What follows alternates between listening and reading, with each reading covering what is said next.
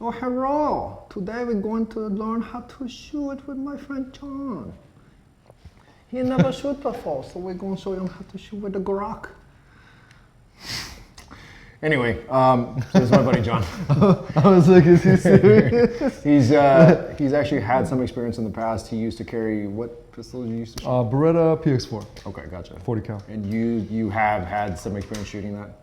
Yeah, basic level. Was that like a self-defense? Kept it in my car for a while and went to the range a few times, but yeah, that's about it. You said it was a Beretta PX4, you said? PX4. Okay, gotcha. Yeah, compact, 40 cal with a rotating barrel. Okay. So I had some recoil reduction. And What was the capacity on them? I think it was 12. Okay, gotcha.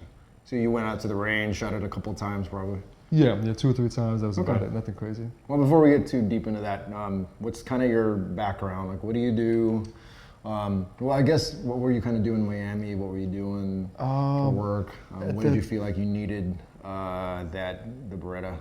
It was just, honestly, just, I thought I would have more peace of mind. Okay. Yeah, working in restaurants, nothing crazy. It didn't have anything career related or work related. Okay. And peace of mind is like yeah, a lot, yeah. And it was cool. Having it in my car, driving around, I felt more comfortable. But then I realized I took it out of my car and then just kept it at home. So it was like, it kind of transitioned to that. More like home defense. Okay. I realized I felt I didn't necessarily need it as much in my car, so I just kept it at home. Okay. It become kind of impractical. Did you ever carry it with you, or did you just keep it in the car? I think like once or twice, but I wasn't comfortable with it, and so then I just stopped. Okay. Yeah. That's a good point. What was it that made you uncomfortable having that on you? I think it was the someone saying it, me just not feeling informed, knowing the laws. Even though I took the concealed weapons license course, it's very simple. Yeah. I just didn't feel confident in it. Yeah. That's okay. Yeah, you touched on some really good words, competence, and you also mentioned that you had your CCW, so you had your license basically. Someone had signed off that you were at least capable of handling a firearm well enough to have a CCW. And as far as the state was concerned, you were allowed to have one, and yet you still felt that there was kind of a gap in your understanding. Oh yes, it was. You take the course like a few hours and you're done. Yeah. And then you have this, tool that is dangerous and a lot of responsibility, a lot of liability. Yeah. And so I felt more comfortable where I didn't want to have it on me and have an issue because it was like too much responsibility. I'd rather like figure things out on my own than like make a mistake and then, you know what I mean? So when I'm sure you don't know exactly the timeline, but when you came to that realization, were there steps that you took to kind of build up competence so that you felt more comfortable over time so that potentially you can go from home defense to maybe bringing it back to your car to maybe having it on body? Yeah, and I wanted to pursue, practicing more training and learn more, but then I ended up selling it, kind of going a different path. But if I kept it, I would have pursued more education. But there's a gap for sure. Okay. Definitely a big gap. So definitely, if you had a lot more training and you understood the laws more, you'd be more comfortable carrying it. Yeah, they don't really hold your hand or anything. You take the course and you're done. Yeah. And there's such a big gap. So if there was something that bridged the gap, and made you feel comfortable and confident, and somewhere you could ask questions and practice, I would have definitely done it. Yeah. Okay, gotcha. For sure. So real quick, this is probably about a similar size to the PX4. So it's got a carry size. This is supposed to be a licensed Glock 19X. So dimensionally, size, and weight-wise, it's pretty close. It actuates a lot of in a very similar way to Glock 19. The only difference is this is a gas blowback that operates off of green gas or propane. So what I'm going to have you do is just to kind of get an idea of where your skills are at. I'm going to have you do a couple of drill runs. So what I'm going to have you do is just go from compressed ready, come up, get your sight picture, and then I want to have you do fire 2 rounds, come back to compressed. 2 rounds, come back to compress, and then 2 rounds, come back to compress. Okay. Okay? And then I'm just gonna kind of look and see what it looks like. What I'm used to. This is my Okay. Yeah, so this is about that size, but without anything that I've clued you into just kind of what you were normally familiar to doing prior. Okay. Okay. Sounds good. So you said up so, yeah, 2 get and your back side down. picture and then 2 rounds as fast as you can.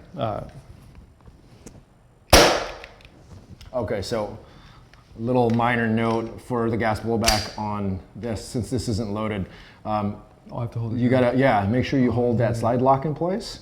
And one thing you can do is use your support hand thumb to kind of just keep it there and hold. Like, you don't even have to press down on that ledge. You can just use friction and press it down. Perfect. Okay, you can do a little bit of both to do it. You go ahead and get that set up. Start again from compressed ready. There you go. Okay.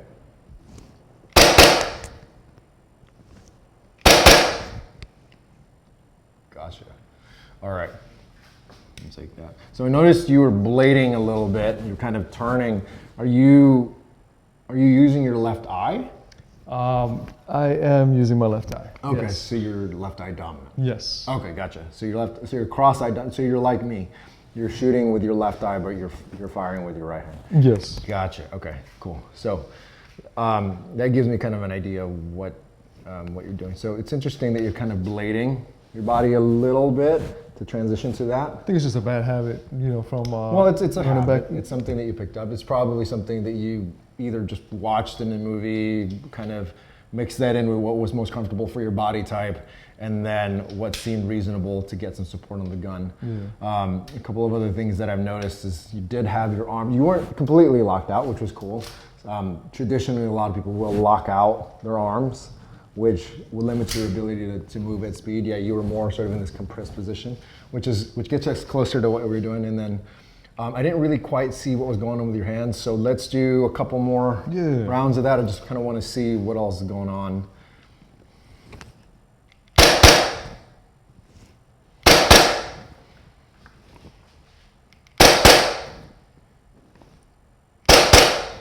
Gotcha. Okay, so one thing I noticed was you kind of had your grip it wasn't nearly as, your support hand and your firing hand were both, I think, providing the same amount of force on the gun to get connection on it and to create your index, and that just means your support on the gun.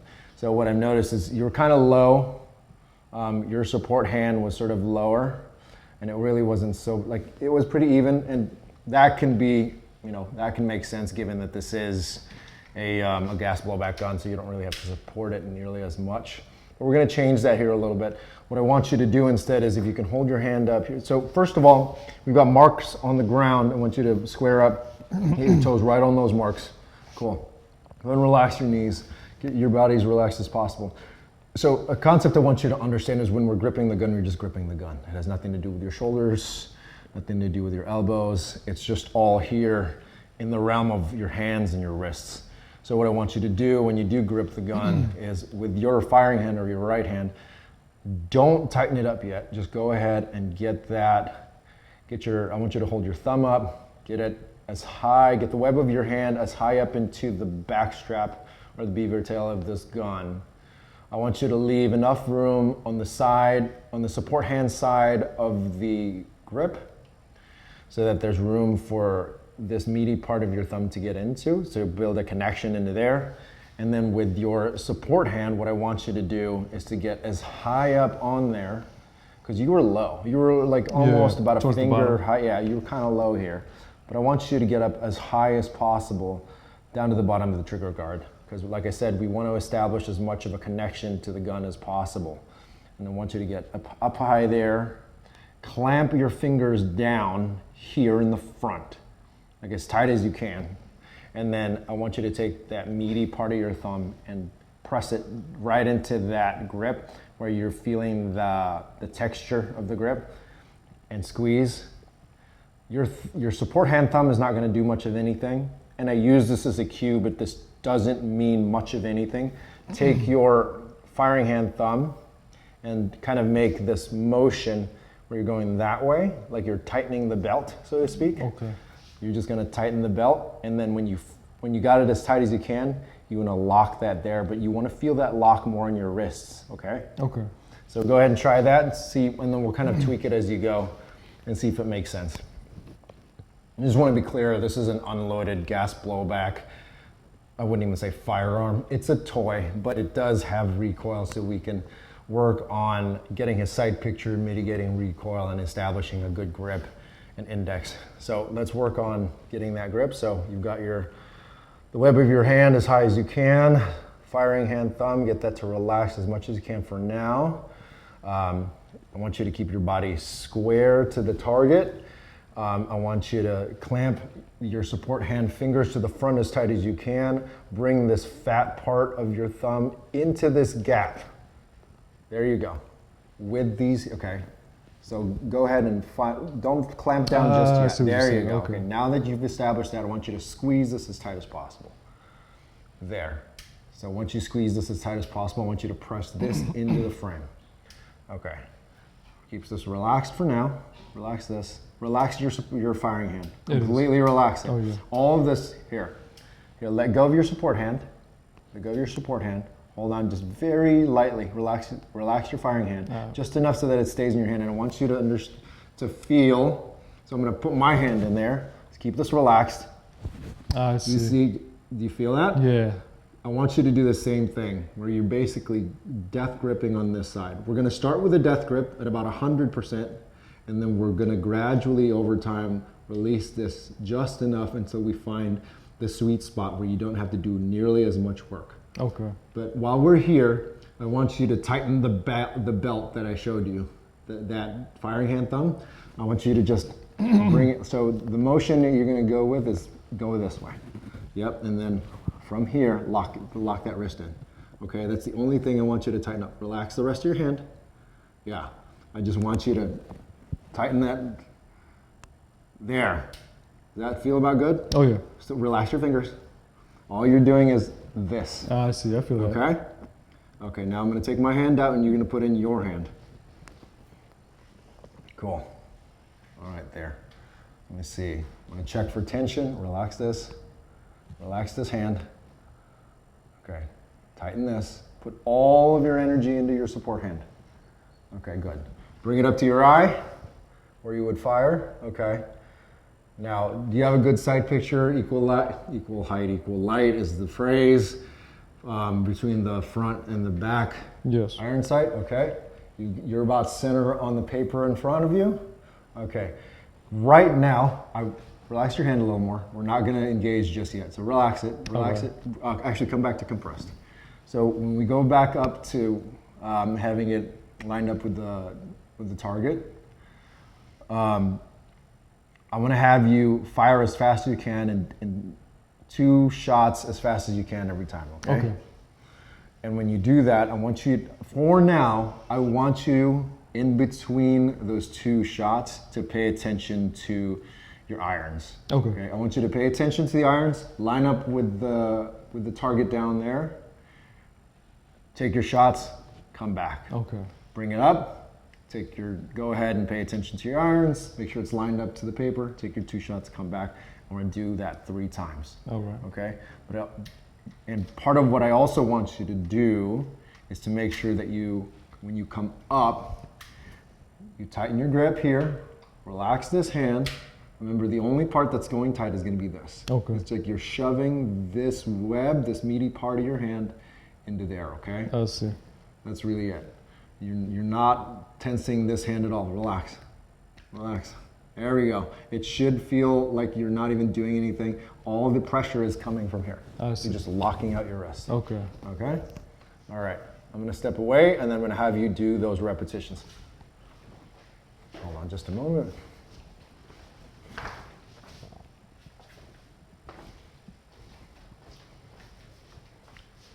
And go.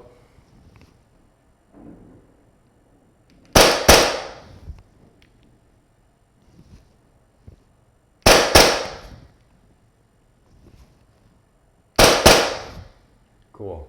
I want you to do that again, even faster. Still go through the motions of come up, check your grip, check your sight picture, and then as fast as you can on the trigger.